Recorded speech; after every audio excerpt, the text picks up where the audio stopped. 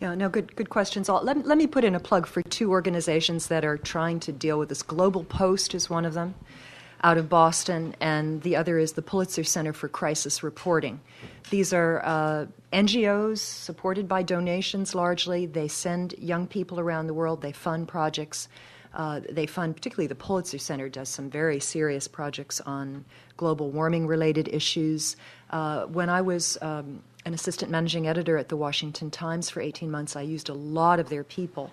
And I had wonderful coverage out of places like Yemen, talking about the problems with employment, the water shortages, women's rights, all these issues. I mean, I did the best I could to really showcase this kind of work. But the Washington Times cut 60% of its staff last year.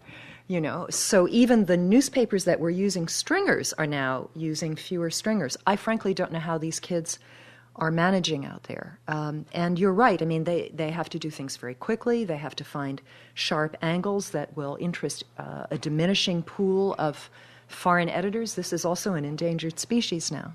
So it's just very, very, very hard. The other thing, of course, is the preconceptions of a lot of editors. I was lucky when I was at USA Today. For most of the time that I was there, I had some outstanding editors that I worked with. But I also had some people who were really difficult. And I remember a battle with one particular editor who wanted to use the word terrorist, and I said no, militant, for things like Hezbollah and so on. He wanted to just put Hezbollah terrorist all the time. We always fought.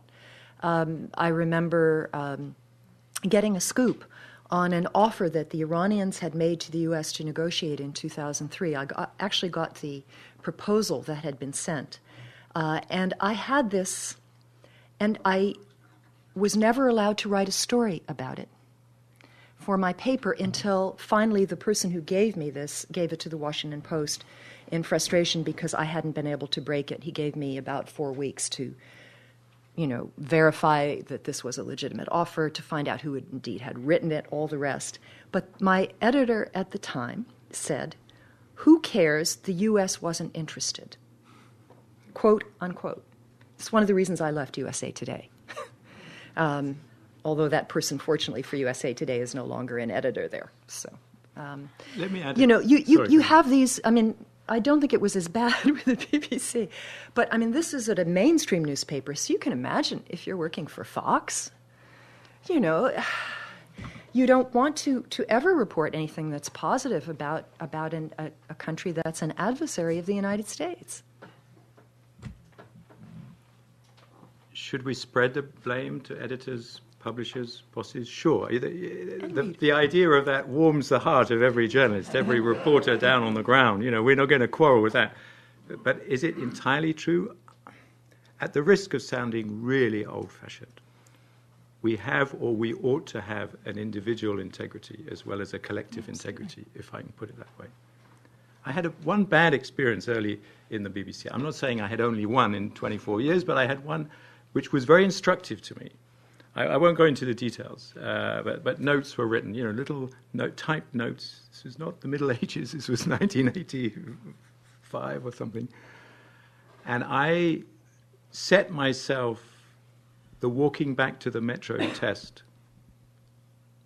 And you're not allowed to fudge the answer. The answer can only be yes or no every day when I walk back from Bush House to the tube station. You got it right to the best of your ability, yes or no? Yes or no. I've never regretted that decision. I regretted the moment. That was a bad moment, and it made me think, okay. There was some issue between me and the bosses, but in the end, you make that decision. Absolutely. Even if you're badly paid and all the rest of it, which is probably true. You have to, otherwise why do we do it? What is it about?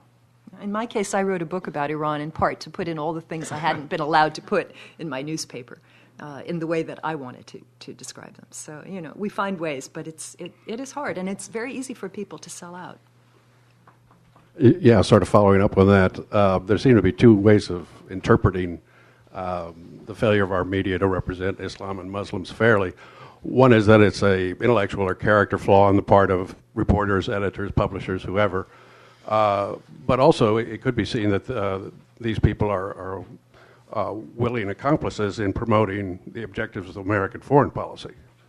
To what extent is that a factor? Yeah, well, look, it's very hard to, to remove the preconceptions from our own minds when we go abroad, and particularly when we go to very foreign cultures.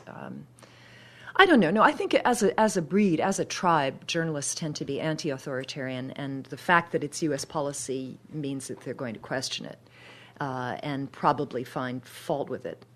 I think this is more true of us, perhaps, than it is of journalists from other countries who may be more inclined to follow the party line. But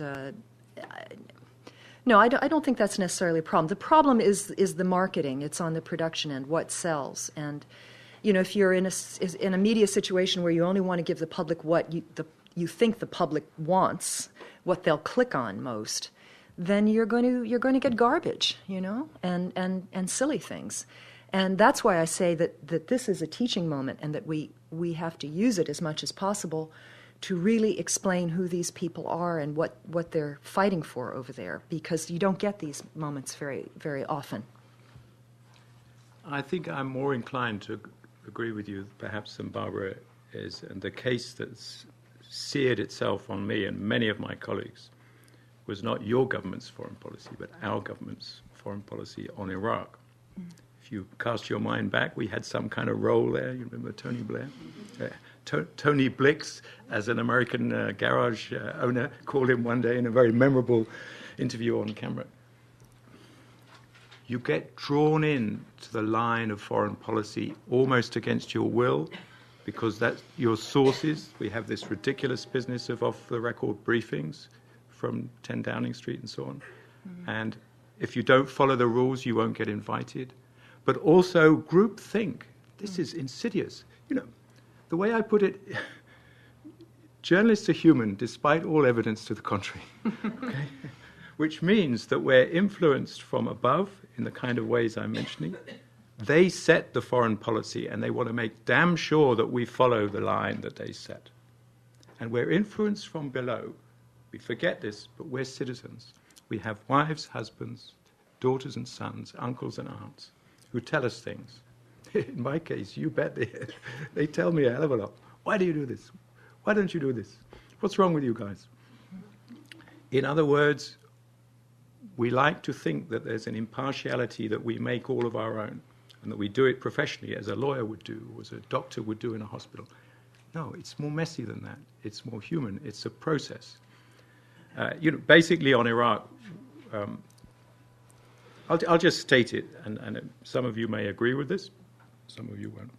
We did not speak truth to power over Iraq and weapons of mass destruction. Our journalists, your journalists, we did not speak truth to power, which is one of the most important things that we're supposed to do.